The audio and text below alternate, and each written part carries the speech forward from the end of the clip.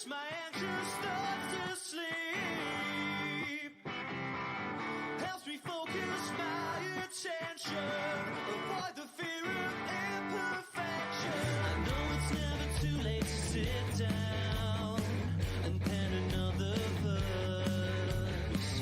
It's how I seem to calm myself down, eternally conversing. There must be millions of us out there who struggle with their words. But when I'm stuck inside my headspace, I'm in a lonely universe. But music is my therapy. Hello again, my friends, and you are my friends, and welcome back to your Monday night respite. It is, of course, the F1 half an hour fan show live. I am your host, looking to get this race underway, and I'm really excited. We're closing in. It's already the second Monday in March. Crazy how quickly life is flying, and obviously some things were in the world were changing today. Children back to school, people back to school, etc. So maybe this is your chance to sit down, get the YouTube open, and just relax, have a beer, and chill out with two wonderful people and myself. And those two wonderful people I hear you say, well, they are coming. But first of all, you can, if you are listening back, take this podcast with you in audio platforms on all good audio podcasts. Just search F1 Fan Show Live, and you can take us with us. A really good number of you did that last week. The dashboard tells me. So thank you all ever so much. So who to introduce first? Well, as always, let's introduce our true host of today. He is, of course, our resident bass player, the aficionado of the F1 world.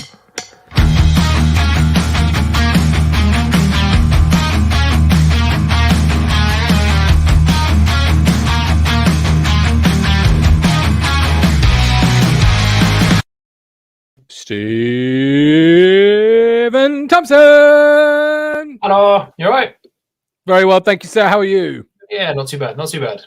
Good man. We're closing in. We're only a fortnight now away, possibly 3. It's crazy. Yeah. We're closing. We could feel that net start to close, and obviously we start to get our predictions in this week and next week and the coming weeks, and we start to really gear it up and accelerate out of the corner. Yeah, I like what you did there. Very good. I know. It's going that day in the mirror. And are you excited? You looking forward to the new campaign? You must be, sort of burn inside you now.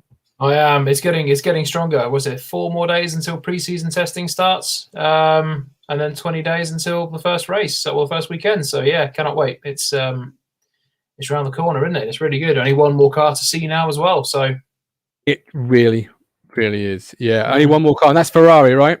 Yep, that's tomorrow. Yeah. The betting is they unveil without an engine. I don't know. Anyway, joining us as always is, of course, the man who normally brings that sort of negativity to the podium. He is, of course, Mr. Positivity. Wake up to the, wow. Wake up to the money, turn me right on. You look like you got dressed with no lights on. A Superman that spin like a cyclone. Fit check, spin like a cyclone. Wake up to the money, turn me right on. Yeah, but we're crap. We're not going to dominate any team. There he is. But we're crap. We're not going to dominate any team. There he was. He was talking about his favourite football club of all time, Ipswich Town. Neil, how are you? Oh, I'm superb. Good. As always, for those that are not aware of what we do this time on a Monday, we go around the country. So, Neil, where in the Queen's Kingdom are you today? I'll make it easy for you. It's the same place it was last time. It's the Peterborough. And is it the same hotel? It looks like the same room even. Yeah.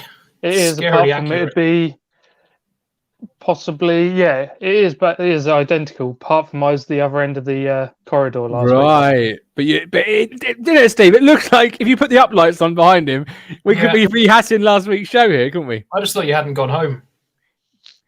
I'm not sure why he does go home, Steve. Why did he go home? Well, there you go. Boom. For those tuning in, this is March the 8th, not March, I think it was the 2nd last week. March the 1st was last week, obviously. Yes, looking beautiful. Steve, how's your Tampa Bay relationship coming along? To be honest, I haven't really followed it. Fair enough. I mean, you did win it all, so perhaps the year to say you did.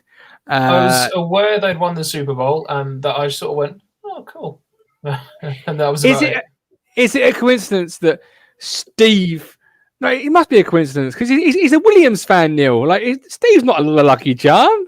No, that was just really a coincidence. No. I support Ipswich Town and Williams. I'm not lucky with sport at all. You're lucky the Tampa Bay found the football, let alone won it all.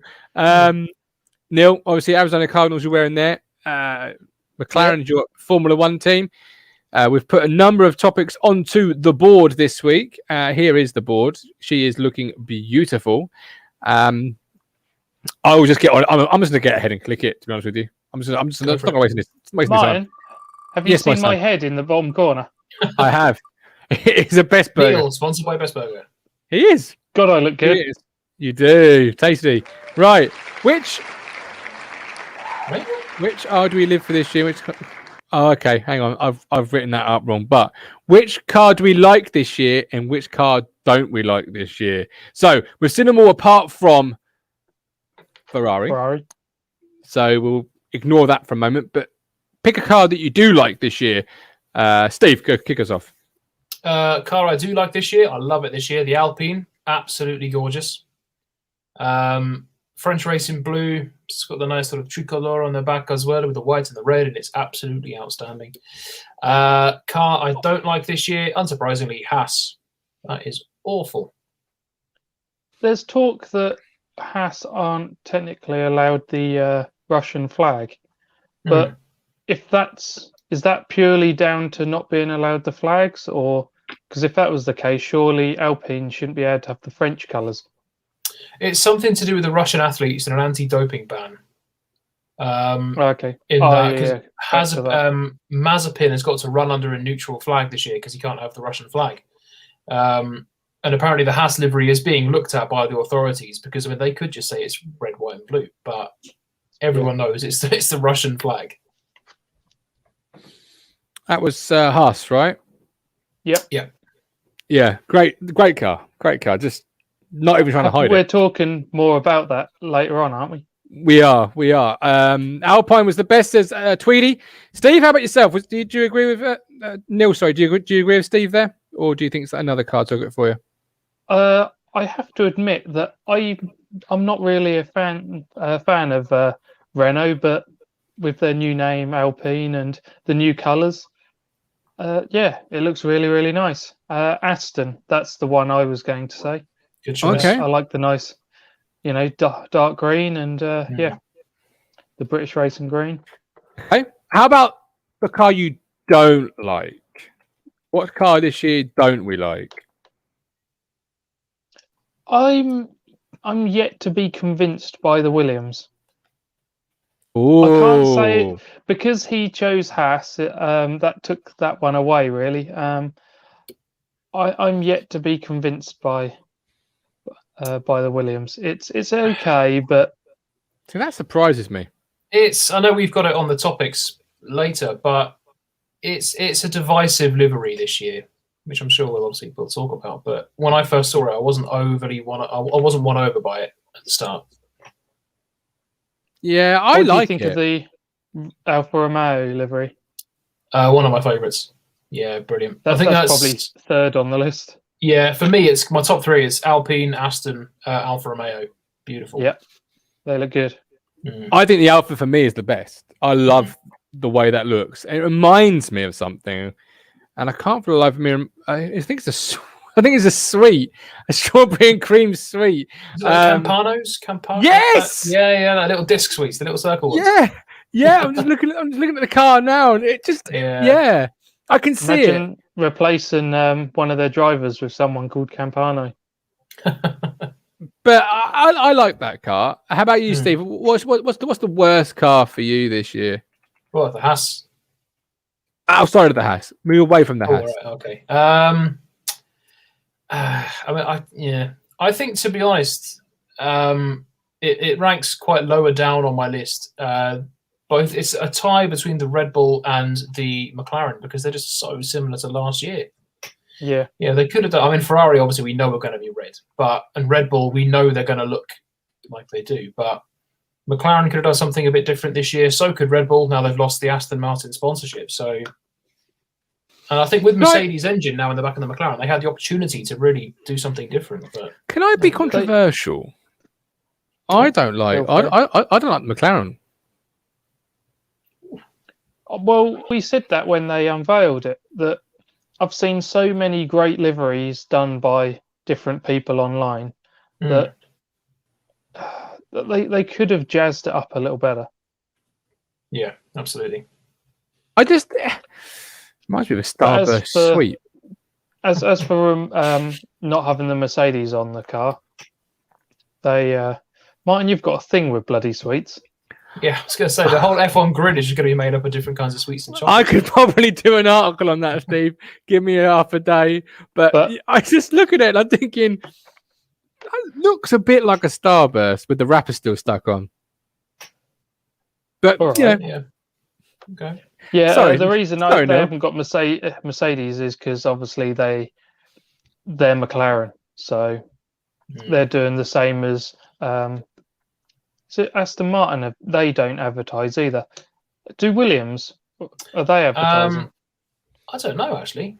I don't think they do. So that'd be all three customers not advertising the main. Yeah. Yeah, that's because they'll never get seen on cameras anyway. It's always going to be focusing on the actual Mercedes. Yeah. In which that is a little bit, half-assed livery. Yeah. Okay, all right, we'll move it on. I'm not going to disrespect any more Formula One teams with comparing them to sweets, but if they should come up, Neil, best burger, I will be saying it. Team Williams. Oh, Stephen Thompson, step forward, my friend. Okay. Team Williams retro-inspired livery. Obviously, just mentioned them. I'm gonna start this actually because I really like their livery. I really dig it. I think it looks sleek. It looks cool. It looks really good. It's grown on me when I first saw it because that's the car I always look forward to the most out of all of them. And I was waiting, and they were going to release it on this amazing app, so you could then see it in augmented reality. You could see it on your driveway or see it on the road or something. And obviously the app then got hacked, so they couldn't do that. So they just went, "Oh, all right, well here you go."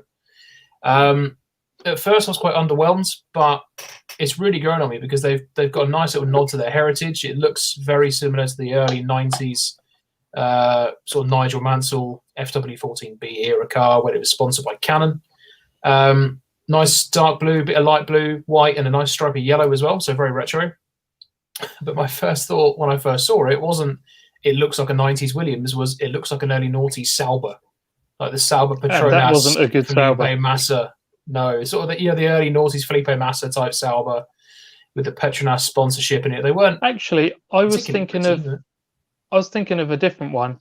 That actually the one where Massa and Kimi drove for him at different times, I add. I actually liked those. I thought they were quite cool. Well, they weren't the worst looking, and I like what Williams have done. They've got a nice nod to their heritage, and it's a nice fresh start for them this year because obviously we've said in the past, new ownership and investment and all that sorts of thing. It's nice they have done something different, and hopefully the results will pick up as well this year. I know obviously having a good looking car doesn't make it quick, but hopefully they'll get some results and they can actually honour that heritage that's on their car this year. So it's a good looking car. If I'm being critical, I don't like the stripe effect. I don't like that. No, that's my only negative. Yeah, that's a negative. I would say actually that's one of the bits I do like, but it all looks a bit hashed together. There's nice bits of it, but it's not all. It's not one nice flowing livery, is it? It's bits and bobs put together. Jacob really. I'm liking the Williams. I don't like all the all the AMG logos on the Merc. Yeah, that's not right. No. Sorry, Steve. Carry on. Sorry. The thing that bugs me with the Williams, on the side of it, when you've got the sort of blue stripes coming down, there's then just like a chunk of it which has gone black. And it's halfway down the side pod that it just turns black. And I think they could have kept that going right to the bottom to the floor, and it would have had like nice. I see it. And it just stops. Yeah, I see that. So it's just like a chunk of it which they've just like run out of paint or forgot to do or something. It's that really lets it down. What? Explain the orange to me. Oh, the yellow. Oh, is it yellow? It looks orange on my It's screen yellow. here. But Yeah, okay. yeah. I thought you meant the McLaren then. No, the yellow. They had it in the sort of late 80s, early 90s when they were really dominant, like when they were the team to beat, certainly the early 90s, Nigel Mansell, that sort of era. And it's just they were sponsored by Canon at the time, and the cars were that nice deep blue, white, and yellow. And they've got that sort of nice little yellow as, I suppose, a nod to the old liveries. And they've done it quite well. So it's a shame it's not actually going to be that quick. Are you talking about when they had Villeneuve and Damon Hill? Yeah. Mansell, Patrese. Not Patrese. What was it, Patrese? What was Patrese? Ricciardo, Patrese, Hill, Villeneuve, obviously Senna as well. Oh, no, because that time Senna and Villeneuve, they went to Rothmans, so they then changed a bit. So it would have been Patrese and Mansell, that sort of era. The like 91, 92 sort of era. Okay. Thank you for explaining it. Thank you for explaining that yellow. It looks orange on the screen, but that can be computer colours. They don't always appear as they should in real life. Where is my wheel gone? There it is. Let's click it. It's actually working tonight as well. Yeah, it's doing all right. Don't jinx the sort of thing. It's been having a bad couple of weeks. Controversial new Team Haas livery. We touched on it earlier in the show. Let's really dive into it now. What on earth? Even when I saw it, and I was like, "Isn't that an American team?" I love having the American team with Russian money powered by an Italian. It's fantastic. Yeah. Talk to me about it, someone, because it looks kind of sexy. It looks good, but I'm not sure sexy and good is the term I would use. On an American team with the Russian colours, no, but the colours do go. They do look good, just not on the team. Yeah. The internet is rife with people basically convinced that Gene Haas has given up and we won't see much of him anymore. Whether he leaves, whether his team's bought out or what, but you think how there's Americans out there who are going to support that American team, and now it's covered in Russian livery. But we have to say, obviously, because of a sponsorship deal with a fertilizer company, right? Mm-hmm. Yeah, Ural Kali, who were owned by, or part owned by, the father of one of the drivers. So, Nikita Mazepin's dad is part owner. I just think it's annoying because when you've got a white cars can look really good. I mean, the Williams last year is primarily white, and the year before.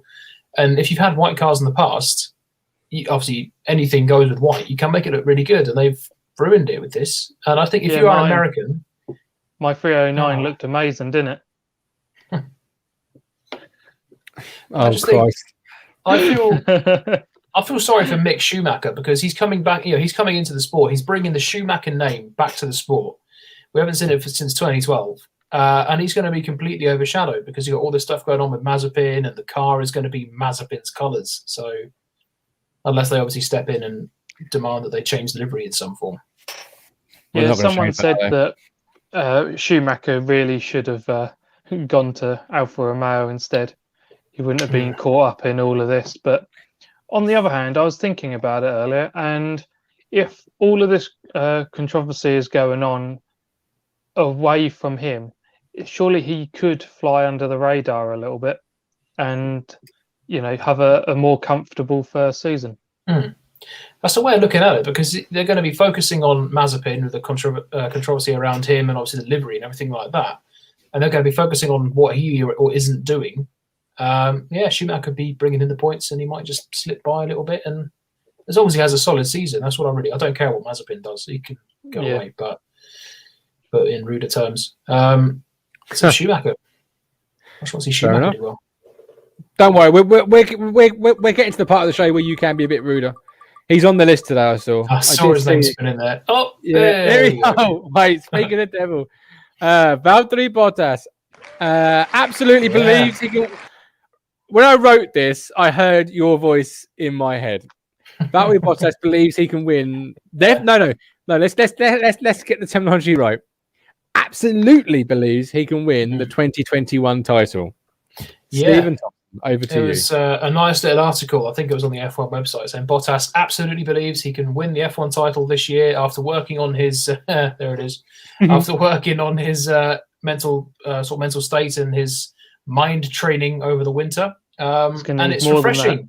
It's refreshing because he said it this year, and he also said it at the start of 2020 and the start of 2019 and the start of 2018. So I'm sure this year will be the. I totally agree with James there. He's not got a chance. Not got a hope in hell. Hamilton's going to still be as quick as he was last season. He's still going to be hungry. He's got an 8th title on the cards now. Bottas hasn't got a chance against him, unless Hamilton has an off weekend or Bottas does suddenly discover a turn of speed. You did more than one off weekend to win a title, Steve. Yeah. You need every weekend to be an off weekend. Yeah. He started good last season, but then he just tailed off and became the Bottas we know. So that's it. It depends if his mindset is right. He never seems to have the right mindset because on his day, don't get me wrong, he is supremely quick and he has pulled out some incredible laps in quali to beat Hamilton, and he has fought and beaten Hamilton in the race sometimes. But most of the time, Hamilton just absolutely blows him out of the water, and it's almost like Bottas kind of goes, well, I'll get you next race. And then the next race comes around, and it's the same thing. It's, well, I'll get you next time. And the title's slipping away. So hopefully he has worked on his mindset over the winter and he's done something special, because I really want to see 2 Mercedes drivers actually fight. In reality, though, Neil, hasn't he got to say this? Like, he's got to start the season saying this. Otherwise, if you end the season saying, "Oh yeah, nah, no chance, lads. Second place is the best I can hope for." But the thing is, he's also talking up his contract renewal as well. If he comes out and says, "Yeah, I'm going to be crap again this season," that's not going to get the contract out to be signed, is it? You're not even going to be offered one. Can you imagine him coming out for a media thing and going, "Oh, you know what, sod it, I'm just not going to beat him, am I? He's quicker than me." I would love that, because at least I'd have more respect for him. What sort of a stupid question's that? Are you going to beat Lewis this year? No, I haven't beaten him for the past 4. Why would I beat him this year? Just say that. But he's got to say that, because he obviously knows people like George Russell are waiting around the corner. We don't know who's going to be driving it for Mercedes next year, whether Hamilton's still going to be there or not. So there's potentially 2 seats up for grabs, and he needs to prove that he is still the right man to do it. Okay. Yeah. No. Well, good luck to him. We'll be watching him every step of the way. Ollie Leach, agree with you though. Too much difference between the drivers with the same facilities and equipment. I hope he does do it, or at least makes it tighter this year, because last year was a bit silly. Jay Crick, before we move on, Bottas will 100% flop this year. He doesn't cope well with too much pressure.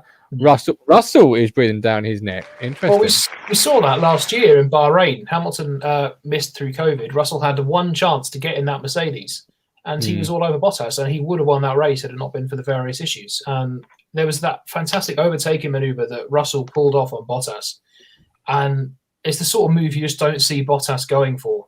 And Russell did he get back up to 2nd or 3rd, and then they told him, "You've got the wrong tyres on.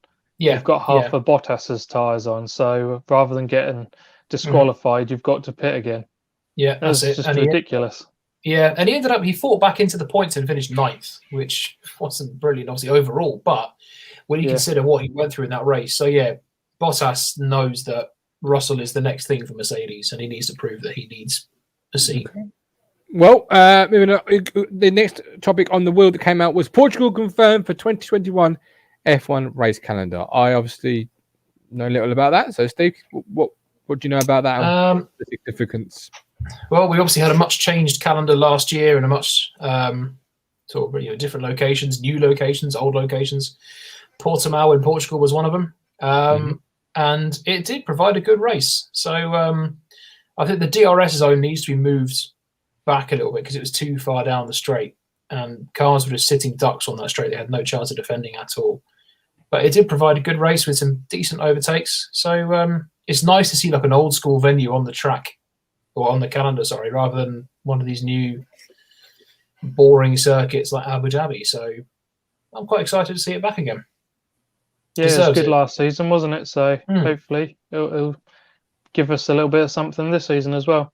Yeah, I think. Sorry, carry on. No, I was just going to ask a question. Is it filling a gap where one's dropped out, or is it just been added?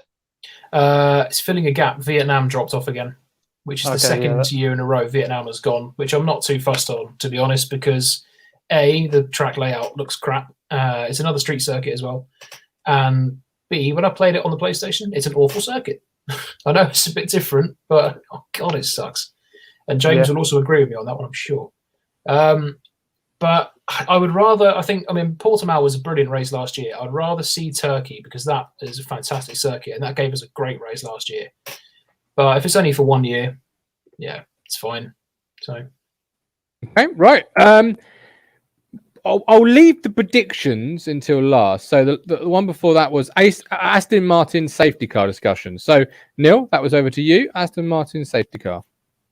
Yeah, there was some images brought out yesterday or so, and basically there was one of the red Mercedes and one of the new Aston Martin V8 Vantage that's got all lights and everything on it.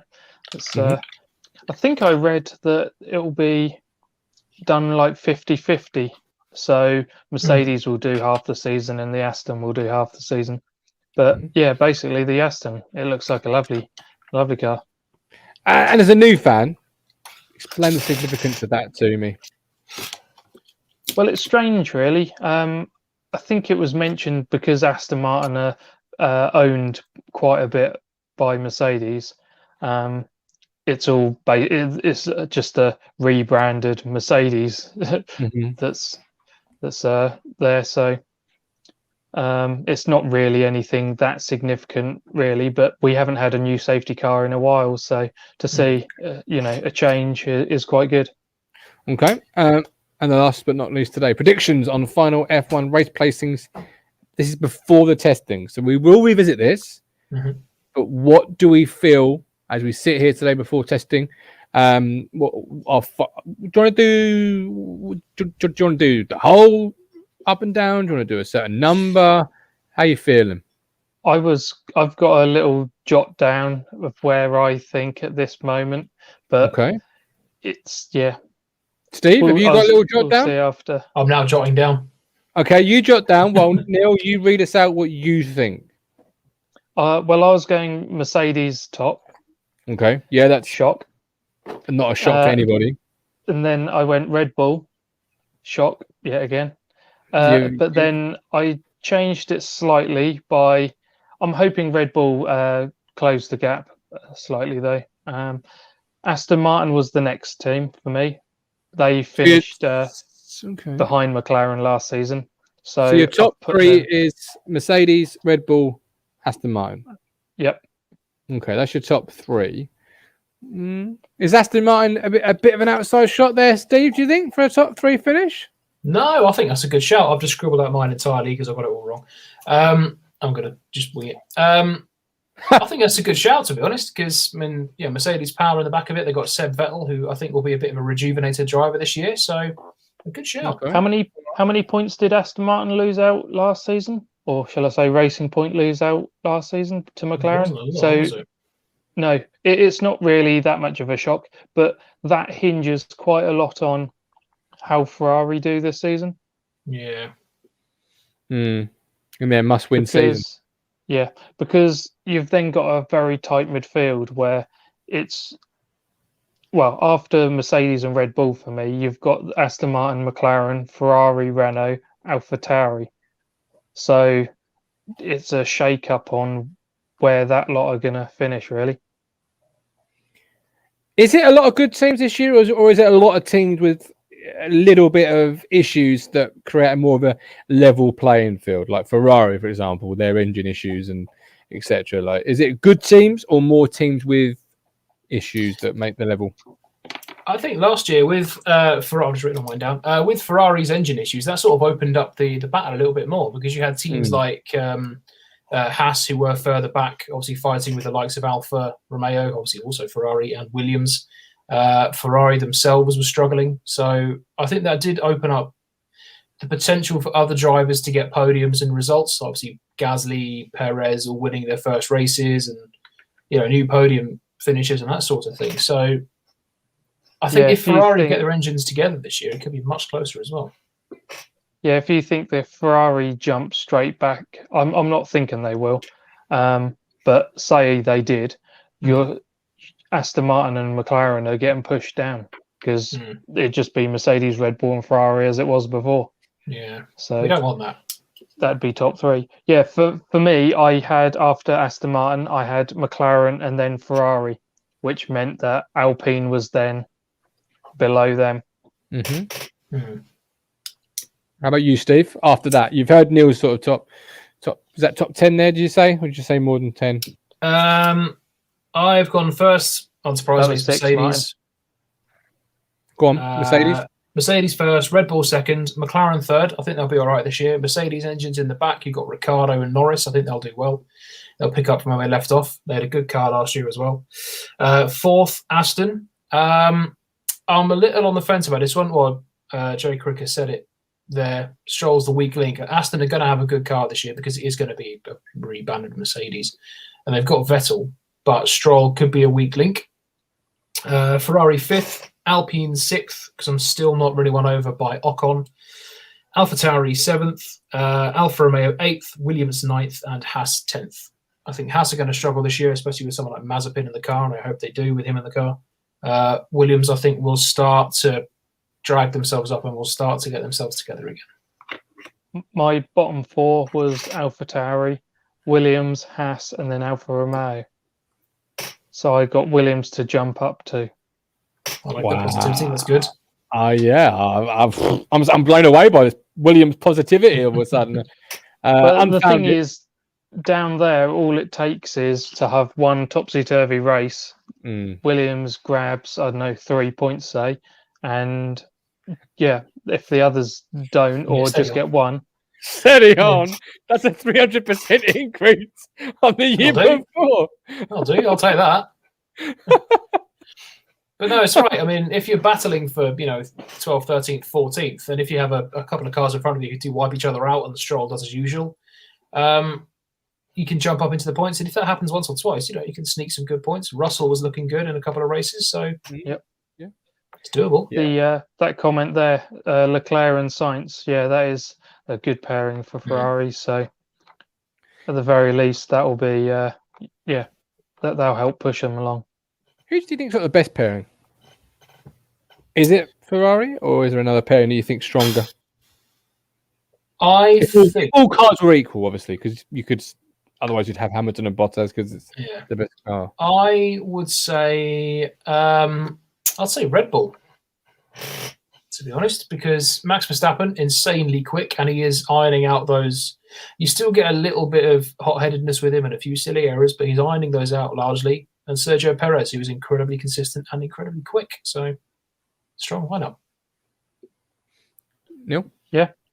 I like my man Daniel Ricciardo at McLaren, so, and of course I'm a Norris fan, so it's got to be, isn't it? I have to say them. I just say Tweedy. Who's Ferrari's number one driver? Oh, Leclerc. 100%. Yeah. I'm just waiting to see how much Sainz can rock the boat. The way they were talking about him in the summer, he is number one. Yeah, they were. Oh, yeah, for sure. Big in it. Well, not summer, but in the F1 sense of the summer. During this off season, they've been really bigging him up. So yeah, he is. Do you think he can? He can turn the boat over? Do you think? I think if he hits the ground running, then yes. Okay. But how many seasons do you give Sainz there? Considering the fact that Ferrari are bringing drivers through to be in that team. So the likes of Mick Schumacher, after his season is going to have this season, how many more down the lower end of the grid do you think it will be before they decide one of the Ferrari drivers has to go? And unless Sainz upsets the apple cart big time, it will be him that is replaced. As soon as Ferrari signed him, signed Leclerc, I thought that was going to be the end for Vettel, because it's basically them saying, right, we've tried you, you've not won anything for us, we're going to put our faith in a younger driver now. And Vettel was then obviously on that sort of downward slide, especially with last year. And it's obvious that Ferrari are building that team around Leclerc for the future. Sainz, if they get along fine and they get some solid results, they could be a pairing for a good couple of seasons. But yeah, you look at the likes of Mick Schumacher, who's now waiting. Giovinazzi, if he has a good season or two, could maybe one day step into it. But I mean, we saw that with Grosjean. He at one point was tipped for a Ferrari drive. Partly why he went to Haas was because he then got in a Ferrari-powered car. That didn't work out. So, but they are a strong lineup. Yeah, two very good, very quick drivers. So they're definitely a team to watch. If they can get their engine sorted, they'll be flying. If Alpine didn't have Ocon as one of their drivers, I would choose Alpine. But if they find themselves a good driver, then next season we could say them if Alonso's still there.